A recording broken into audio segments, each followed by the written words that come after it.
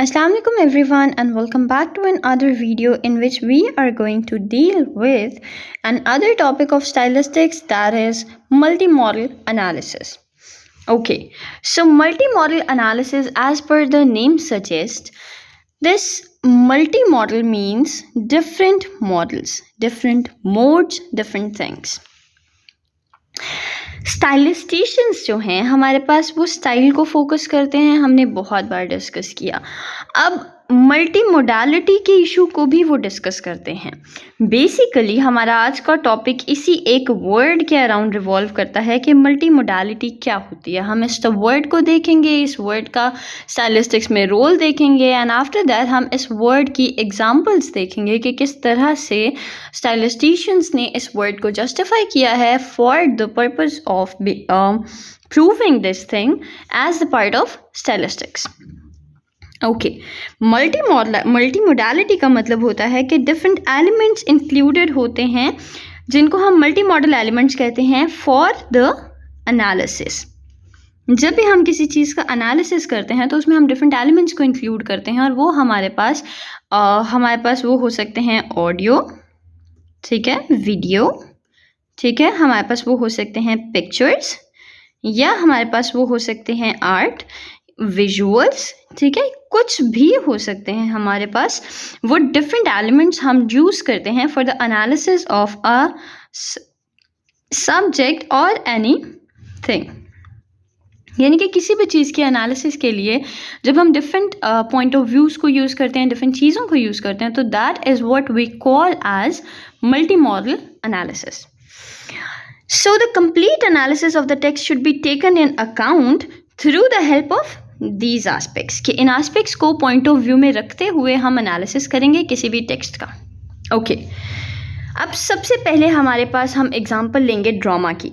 Drama हमारे पास क्या होता है?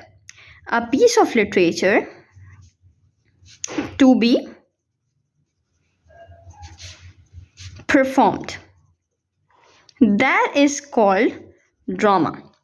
अब ड्रामा जो है वो हमारे पास लिटरेचर में अगर हम देखें तो वो रिटन होता है, ठीक है, क्योंकि कोई भी चीज़ हमारे पास जब हम लिटरेचर की बात करें तो that would be a written thing. दूसरी चीज़ हमारे पास जब ड्रामा हम बात करें लाइफ में, पिक्चर्स के मोड में या फिर किसी भी चीज़ में, तो ड्रामा हमारे पास होता है परफॉर्मेंस।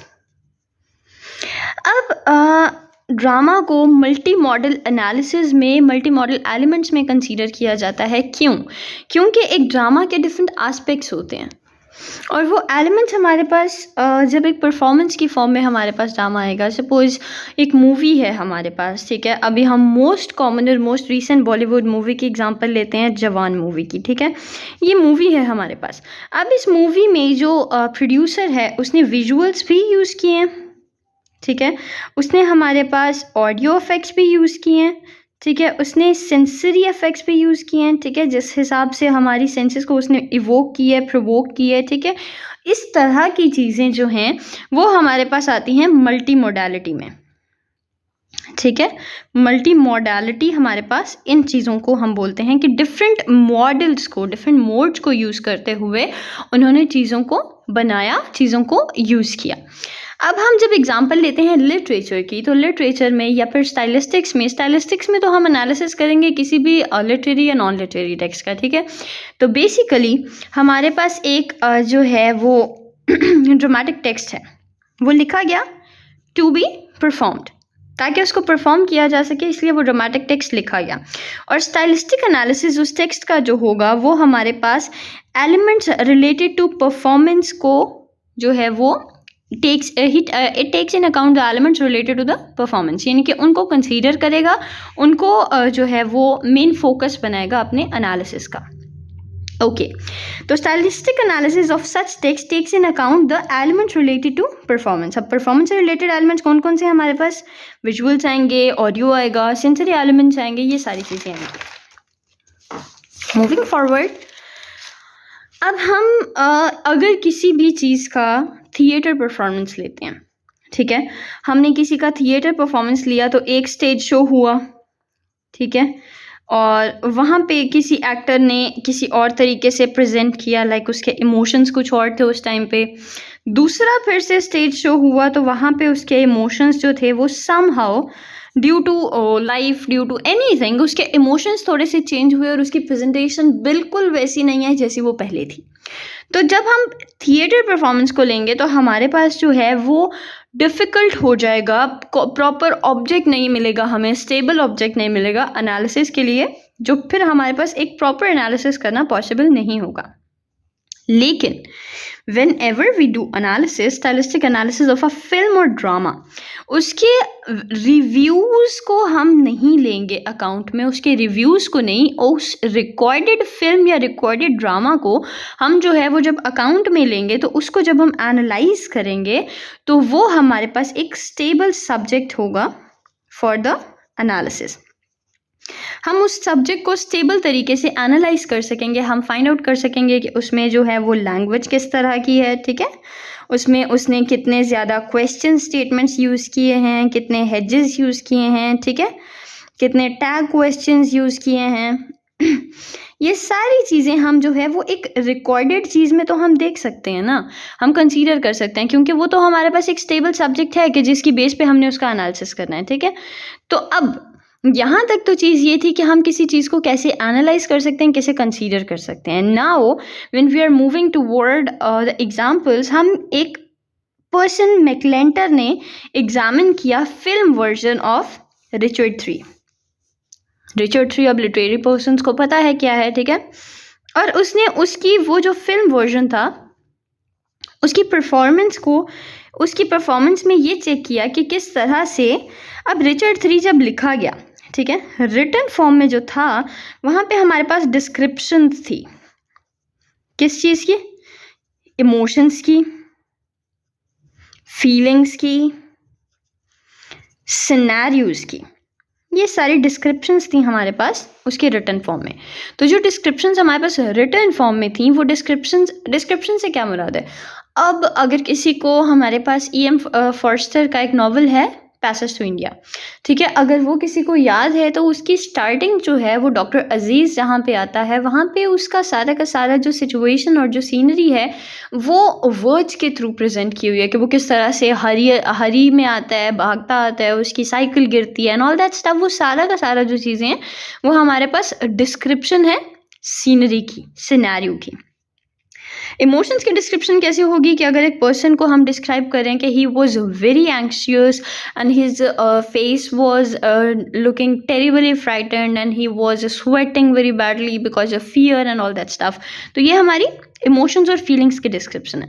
तो रिचर्ड III में हमारे पास जो है वो डिस्क्रिप्शन तो इमोशंस की इस तरह से दी हुई थी, लेकिन परफॉर्मेंस ने उस चीज़ों को किस तरह से हाईलाइट किया, किस तरह से एम्फेसाइज किया। अब एक बंदा परफॉर्म करे तो वो तो सारी चीज़ें वैसे दिखाई जाएंगी ना, वो तो विजुअल्स में आ जाएंगी। तो इस तरह से मल्टी मॉडल एनालिसिस किया मैकलेंटर ने, किसका, रिचर्ड III का, और उसने ये बताया कि परफॉर्मेंस जो है वो किस तरह से एम्फेसाइज करती है लिंग्विस्टिक एलिमेंट्स के अफेक्ट को। ठीक हो गया।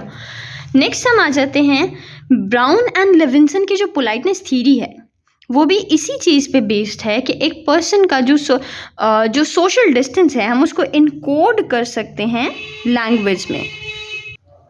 हम ये चीज़ देख सकते हैं कि लैंग्वेज जो है वो किस तरह की है और वो लैंग्वेज यूसेज जो है हमारे पास वो हमारा सोशल डिस्टेंस डिटर्मिन कर देता है कभी कभी। अब ये जो बात मैंने कही इसका क्या मतलब था। For example, you are talking to your teacher और योर फादर, ठीक है। अब इन दोनों के साथ आप समहाउ फॉर्मल वे में बात करेंगे। ये जो फॉर्मल वे है ये टीचर के साथ आपका थोड़ा हाई लेवल का होगा, ठीक है, लेकिन ये फॉर्मल वे आपके फादर के साथ थोड़ा सा लेस लेवल का होगा, लेकिन still it has to be formal. On the other hand, अगर आप अपने किसी फ्रेंड से बात कर रहे हैं, you can use the abusive language as well, ठीक है, आप इजीली यूज कर सकते हैं, not that level of abusive language, but you can use like the foul language, you can say, not abusive but foul language. Abusive language तो हमारे लिए use करना वो नहीं है ना, एथिकल नहीं है। फाउल लैंग्वेज आप यूज कर सकते हैं, आप उसको इनफॉर्मल लैंग्वेज यूज कर सकते हैं, ठीक है। तो ये सारी चीज़ें फॉर एग्ज़ाम्पल एक पर्सन आपके साथ खड़ा है, आप उसके साथ बहुत इंतहाई इनफॉर्मल वे में बात कर रहे हैं, तो किसी भी पर्सन के लिए ये डिटर्मिन करना ईजी होगा कि वो या तो आपका फ्रेंड है, या वो आपका सिबलिंग है, ठीक है, या आपका उसके साथ बहुत ही क्लोज रिलेशन है। तो ये सारी की सारी चीज़ें जो हैं सोशल डिस्टेंस, अब हमने कैसे ये सोशल डिस्टेंस मेजर किया? Through our language usage. कि आप इनफॉर्मल तरीके से बात कर रहे हैं तो आप वहाँ पे आपका उसके साथ कोई ना कोई क्लोज रिलेशन है, इधर ही और शी इज़ योर सिबलिंग और योर फ्रेंड। लेकिन ऑन द अदर हैंड अगर आप करके बात कर रहे हैं, आप प्रॉपर तरीके से बात कर रहे हैं, तो डेफिनेटली अगर एक बंदा आपकी एज से ज़्यादा है और आप तमीज़ से बात कर रहे हैं, तो एवरी वन कैन जज कि इनका जो रिलेशन है वो एक रिस्पेक्टेबल रिलेशन है, एक रिप्यूटेड रिलेशनशिप है, ठीक है। तो इस तरह से हमारी लैंग्वेज के थ्रू हम जो सोशल डिस्टेंस है वो इनकोड कर सकते हैं लैंग्वेज में। And also the speakers linguistic choices can affect the social relationships. कि एक पर्सन की जो लिंग्विस्टिक चॉइसेस हैं वो सोशल रिलेशनशिप्स को अफेक्ट कर सकती हैं। फॉर एग्जाम्पल एक पर्सन मेरे पास खड़ा होकर कंटिन्यूसली मुझे क्रिटिसाइज करे, okay, I am not taking the example of any other person, I am just talking about my own self. कि एक पर्सन मेरे पास खड़ा होकर कंटिन्यूसली मुझे इग्नोर करे, या फिर इग्नोर नहीं क्रिटिसाइज करे, मेरे लिए मजाक में ही सही बट अच्छी लैंग्वेज ना यूज़ करे, मेरे लिए ज़्यादा ही इनफॉर्मल तरीके से लैंग्वेज यूज़ करे। With the time being I would not be the person with that one, कि मैं उसके साथ उसी तरह से नहीं रहूँगी जिस तरह से मैं पहले रहती हूँ, जस्ट बिकॉज उसकी लैंग्वेज, उसका यूजेज ऑफ लैंग्वेज, उसकी लिंग्विस्टिक चॉइसेस वो इस तरह की नहीं है which I like about myself. तो if a person is not using the language according to me, this will create a social distance and this will affect the relationship of someone with me because of the linguistic choices. So this is how linguistic choices can affect the social relationships. Okay, according to मैकक्लेंटर, ये हमारे पास politeness theory की यहाँ discussion इसलिए आई क्योंकि हम जब भी किसी चीज़ को एनालाइज करते हैं तो हम पोलाइटनेस को भी बीच में ध्यान में रखते हैं कि उसने लिंग्विस्टिक चॉइसेस किस तरह की यूज़ की, उसमें पोलाइटनेस का एलिमेंट कितना था और ये सारी चीज़ें क्या थी। Okay, according to McClenter, this model can also be use to explain the literary movement closer और further away from an interlocutor. कि हम इंटरलोक्यूटर वो पर्सन होता है जो कि इन्वॉल्व होता है कॉन्वर्सेशन में, ठीक है। कॉन्वर्सेशन में जो भी पर्सन इन्वॉल्व होगा वो इंटरलोक्यूटर होता है, और इंटरलोक्यूटर को वाली थ्योरी को हम एनालाइज कर सकते हैं on the behalf of this politeness theory. He refers to Kress and van Leeuwen's approach to multimodal text which suggest that transitivity analysis can be applied to visual images as well.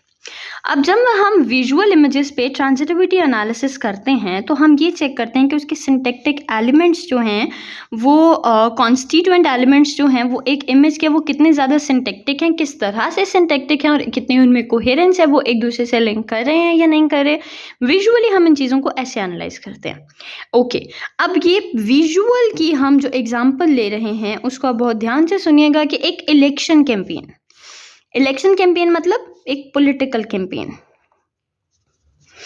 उसकी हमारे पास जो हुडिंग है, उसकी हमारे पास जो add है या उसके हमारे पास जो बैनर्स हैं वो हमें आजकल के दौर में एक फिल्म एड की तरह शो होते हैं। लाइक एक फिल्म एड की तरह वो बैनर्स हमारे सामने प्रेजेंट किए जाते हैं, ठीक है। फॉर एग्जाम्पल एक हमारे पास मूवी है एक हमारे पास इलेक्शन कैंपेन की अगर हम एग्जांपल लें, सपोज उसका एक बैनर है, उसके ऊपर इंट्रोडक्टरी लाइन लिखी हुई है द टाउरीज प्रेजेंट।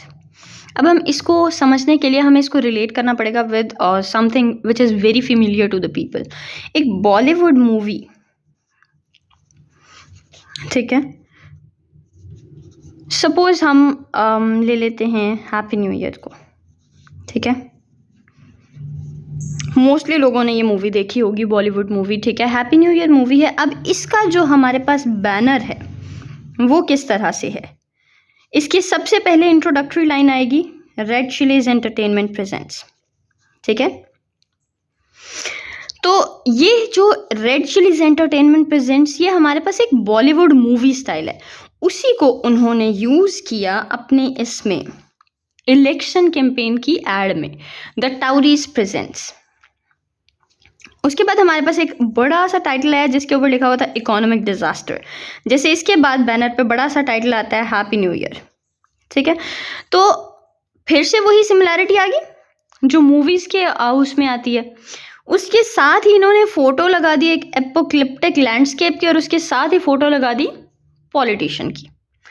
अब मूवीज में क्या होता है, उन्होंने नाम दिया, उन्होंने प्रोडक्शन हाउस का नाम दिया, साथ ही उन्होंने हीरोज की पिक्चर्स लगा दी, या उनको मर्ज करके लगा दिया, या फिर उनको कुछ भी किसी भी तरह से प्रेजेंट कर दिया। तो यहाँ पे इस इलेक्शन कैंपेन में इन्होंने क्या किया, एक इंट्रोडक्टरी लाइन दी, उसके बाद एक जो है बड़ा सा टाइटल दिया, उसके बाद पिक्चर्स लगा दी। किस किस की पिक्चर्स लगाई हमारे पास, इन्होंने पॉलिटिशियन की लगाई और एक इकोनॉमिकल डिजास्टर की लगाई। उसके बाद इन्होंने सब हेडिंग दी, coming to your homes, schools and hospitals near you. अब ये जो सारा का सारा किया, अब ये जो सारी चीज़ें हमने पढ़ी, ये एक एग्जाम्पल थी मल्टी मॉडल एनालिसिस की, कि किस तरह से multi modal analysis visual arts पे अप्लाई हो सकता है। यानी कि किस तरह से उन्होंने एक विजुअल आर्ट के तरीके को यूज़ करते हुए अपना इलेक्शन कैंपेन को इंटरेस्टिंगली प्रेजेंट भी किया, उसको लोगों तक भी पहुंचाया, और उसको एक इंटरेस्टिंग वे में आगे जो है वो प्रमोट भी किया। तो दिस इज़ हाउ हम ट्रांजिटिविटी एनालिसिस या फिर मल्टी मॉडल एनालिसिस कर सकते हैं विजुअल्स पे भी। ओके, अब यहाँ तक हमारे पास ये सारी चीज़ें थी। अब नेक्स्ट हम ये लास्ट चीज़ डिस्कस कर रहे हैं स्टाइलिस्टिक्स को लेके, ये मल्टी मॉडल एनालिसिस और स्टाइलिस्टिक्स के रिलेशनशिप को लेके। और इसके साथ साथ हम ये भी कहते हैं कि जो एक स्टाइलिस्टिक्स है वो डील करती है डिफरेंट एस्पेक्ट से। लाइक हमने मल्टी मॉडल एनालिसिस पढ़ा, इंटरडिसिप्लिनरी फील्ड पढ़ा, हमने बहुत सारी चीज़ें पढ़ी। हम स्टाइलिस्टिक्स को सिर्फ और सिर्फ लिटरेरी या जनरल स्टाइलिस्टिक्स तक लिमिट नहीं कर सकते। हम स्टाइलिस्टिक्स को कॉग्निटिव स्टाइलिस्टिक्स से भी डील करेंगे, आगे फॉर्मलिस्टिक स्टाइलिस्टिक्स से भी डील करेंगे, फंक्शनल स्टाइलिस्टिक्स से भी डील करेंगे, और डिफरेंट ब्रांचेस से डील करेंगे। तो ये था आज का सेशन, आज का lecture. This is all about multi modal analysis, जिसमें हम डिफरेंट एलिमेंट्स को पर्सपेक्टिव में लाके, डिफरेंट एलिमेंट्स को अकाउंट में लाके किसी भी चीज़ को एनालाइज करते हैं और फाइनली उसका रिजल्ट निकालते हैं। So yeah, this is all about this video. I hope you found this video useful, and अगर आपकी कोई भी question या query है, you can comment down below and I will try my best to answer the questions in the short videos for sure. And after making the short videos, I will drop the link to your comment and you can check that down, and that would be, I think, a best solution to solve all your problems. So yeah, that's it. Thank you so much for watching. I'll see you in the next one. Bye bye.